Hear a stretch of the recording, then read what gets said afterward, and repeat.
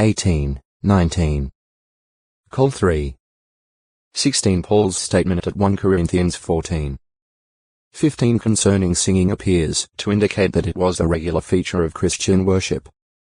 In recording his inspired vision, John tells of various heavenly creatures singing to God and Christ. Re 5. 8-10. 14. 3. 15. 2-4. Nature of biblical music. The Israelites' higher plane of morality and their superior literature, as exemplified by the poetry and prose of the Hebrew Scriptures, suggest that the music of ancient Israel most likely transcended that of her contemporaries. Certainly the inspiration for the music of Israel was far loftier than that of neighboring nations. Of interest is in Assyrian bas-relief in which King Sennacherib is represented as demanding that King Hezekiah pay him as tribute both male and female musicians. Ancient Near Eastern Texts, edited by J. Pritchard, 1974, p. 288. It has long been held by some that Hebrew music was all melody, without harmony. However, the prominence alone of the harp and other stringed instruments in Israel weighs heavily against this assumption. It is almost inconceivable that a musician would play a multi-stringed instrument and fail to notice that a combination of certain tones was quite pleasing, or that a specific series of notes as in an arpeggio produced a pleasant sound. An informed source on the history of music, Kurt Sachs, states, the deep-rooted prejudice that harmony and polyphony, two or more musical parts or voices combined, have been a prerogative of the medieval and modern West does not hold water. He goes on to say that even among primitive cultures there are many examples of music running in fifths, fourths, thirds as well as in octaves, and that among these peoples, including certain pygmy tribes, there was a development of overlapping antiphony alternate singing by two divisions o textoi acute miritra longo. Mustache 454, 24 courses of sanctuary musicians is being addressed, or it may have been another one of the accomplished musicians, since the record says that they were to act as directors. 1 ch 15. 21. 25. 1, 7-31. In some 20 other psalms the superscriptions are even more specific in their reference to the directors. To the director on stringed instruments, to the director on the lower octave, and so on. PS 4, 12, and others. See Shemoneth. Additionally, there are scriptural references to the heads of the singers, to the experts, and to the learners. All of this testifies to a high standard of music. NE 12. 46. 1 ch 25. 7, 8. Much of the group singing in Israel appears to have been antiphonal, either two half-choruses alternating in singing parallel lines, or a soloist and an answering chorus alternating.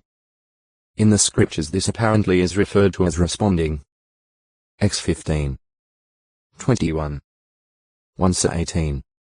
6, 7. This type of singing is indicated by the very way some of the psalms are written, such as Psalm 136. The description of the two large thanksgiving choirs in Nehemiah's time and of their part in the inauguration of the Wall of Jerusalem implies that they sang in this style. NE 12. 31, 38, 40-42. See Song. Chanting might be said to be halfway between singing and speaking. In pitch it is rather monotonous and repetitious, with the emphasis being on rhythm. While chanting continues to be quite popular in some of the world's leading religions, its use in the Bible appears to be limited to dirges, as in the case of David chanting a dirge over the deaths of his friend Jonathan and of King Saul. 2 1. 17. 2 ch 35. 25. Es 27. 32. 32. 16. Only in a dirge or lamentation would the chanting style be preferable to either the melody of music or the modulation and oral emphasis of pure speech. See dirge. Mustache. See beard. Mr. Gr. See middle.pie. A rapid growing herb, to the seed or grain of which Jesus referred in an illustration about the kingdom of the heavens. Mount 13. 31, 32. Mr. 4. 30-32. Lu 13. 18, 19. See illustrations and in pointing out that even a little faith can accomplish much. Mount 17. 20. Lu 17. 6. Several kinds of mustard plants are found growing wild in Palestine, black mustard Brassica nigra being the variety commonly cultivated. In rich soil the seed, after a few months, may become tree-like, a plant measuring as much as 4.5 meters, 15 feet in height, with a central stalk having the thickness of a man's arm. The flowers of mustard plants are yellow and the leaves rather irregularly edged and dark green in color. The pods that develop contain a row of seeds, those of the black mustard being dark brown. In the fall the stems and branches of the plants harden and become rigid, strong enough to support birds such as linnets and finches that feed on the seeds. While some may argue that a mustard grain is not the tiniest of all seeds, orchid seeds being smaller, and that it does not actually become a tree, it must be borne in mind that Jesus was speaking in terms familiar to his audience. As far as Jesus' listeners were concerned, the mustard grain was indeed among the tiniest seeds planted, and it is noteworthy that the Arabs designate as trees plants smaller than the mustard. Mount 13.